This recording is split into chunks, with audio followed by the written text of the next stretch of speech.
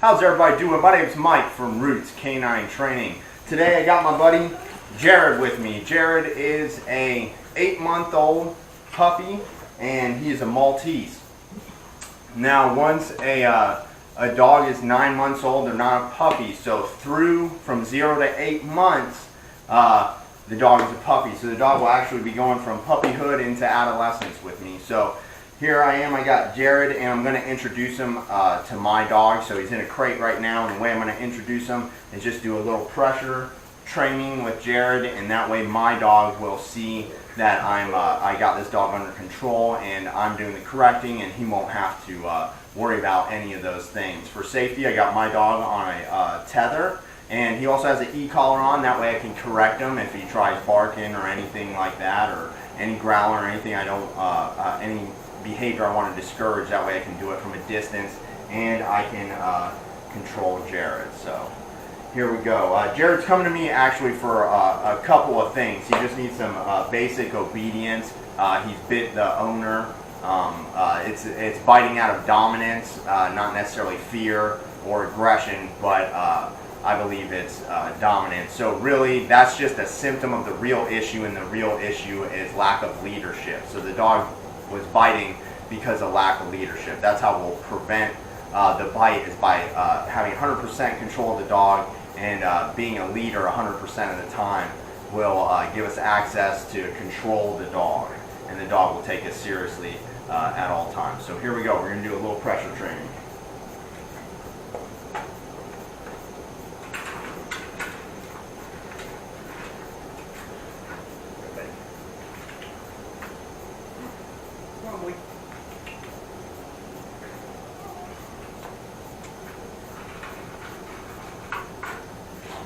So this is actually an exercise right here. The dog doesn't want to come out of the crate, so I'm just going to use a little leash pressure to get him out.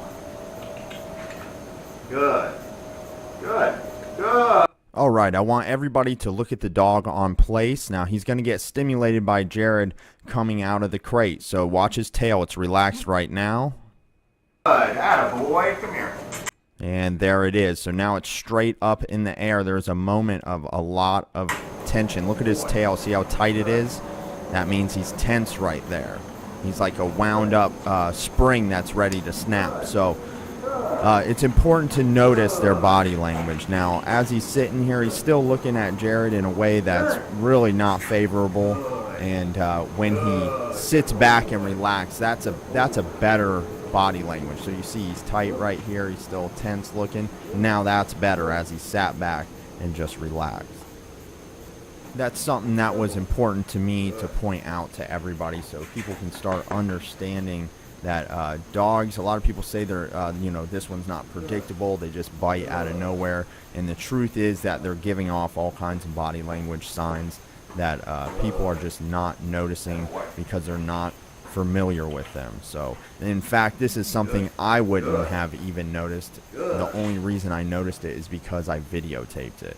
But there's a lot of subtle things going on, and they are always communicating how they feel. So let's go ahead and check out Jared now. So I'm just doing a pressure training exercise, and the whole point of this is for me to move in one direction, and I want Jared to listen to the leash. So I want him to move in the direction I'm moving in. I don't want him to feel that he can go any which way on the leash. I want him to understand that you must follow me. So this is very much about him just listening to the pressure of the leash. So anytime he feels tension, I want him to look to me for where to go and what to do.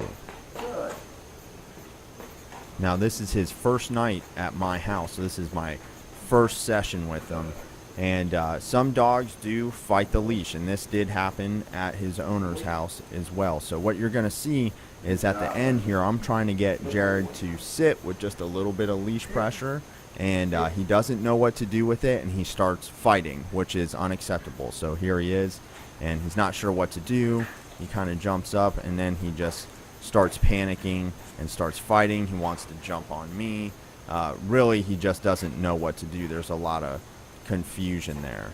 And actually, at this point, I was very pleased with my dog, because he remains calm as the dog is is fighting. That can be very stressful for another dog and make them want to get up. So here I thank my dog for being good, and I take a deep breath because it's intense when a dog fights like that. And the object is to just hold your ground until they give it up. Let them go through what it is that they have to go through for them to realize that they're not going to stop the exercise. Here you're going to see him try and fight the leash again, but then he quickly submits and realizes what happened last time, and this is the goal. This is the behavior we want. We want him to realize there's no use in fighting and to just submit.